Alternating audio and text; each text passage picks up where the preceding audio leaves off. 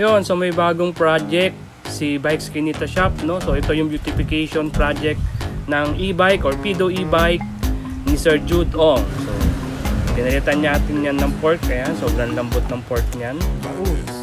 Repaint din natin tong bike na to. And ayun nga, under beautification project ito dahil medyo matagal na siya, 3 years old bike. So marami tayong papalitan, including the fork, handlebar, ayan, yung repaint din yan. So ito yung seal bearing na gagamitin natin, so headset, seal bearing headset, so mounting peak. So ito, nag-grease na, natanggal na natin kanina yung old fork, diba? So ngayon papalitan natin itong bago na to, so under Bike Eskinita Shop. Then ito na siya, na-install na natin, nakabit ni paring Toto yung gulong. So dito tayo sa shop na paring Toto gumawa or nagpa-install ng fork, kasi nga mas kompleto yung tools niya dito. So kapitbahay lang naman natin to, yung tropa natin tong bike shop. So pag hindi available kay Bike Eskinita, so dito natin ginagawa, nakikishop tayo dito. So ayan, naikabit na natin yung fork, may dalawang spacer din yan.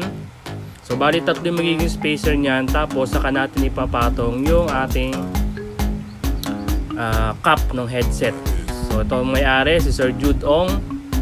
So bike niyan, under beautification project yan. So hopefully matapos namin yan bago mag-September. Kasi balak pa niyang papalitan niya ng battery from 36 to 48 volts. Siyempre papalitan din yung controller nun.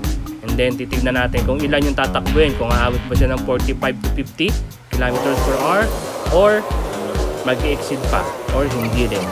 So yan, so ito tatawanan na kami dito dahil malapit na matapos yan. So yan, naibalik na natin yung brake set. Ito na siya ngayon, buo na. So ang ganda din pala nung newly painted na kulay black, all black lang siya. So ito yung 360 view ng kanyang bike. So yung saddle na yan, aking yan, saka yung seat post. So pinahiram muna natin saglit kasi babiyahin natin yung bike na yan. So test drive natin yan para makita natin kung gaano kalambot yung bagong install na fork. So yun, no, di ba? Napakalambot. Yeah, so sa lahat ng gusto mag-avail ng fork, meron tayo, visit nyo lang yung Bike Eskinita online FB page. So andun yung mga available natin na page. May gulong tayo doon, meron din tayong handlebar grip, meron tayong rims, meron tayong XOD hydraulic. So kung ano-ano pa, so visit nyo lang yung page na Bike Eskinita online shop.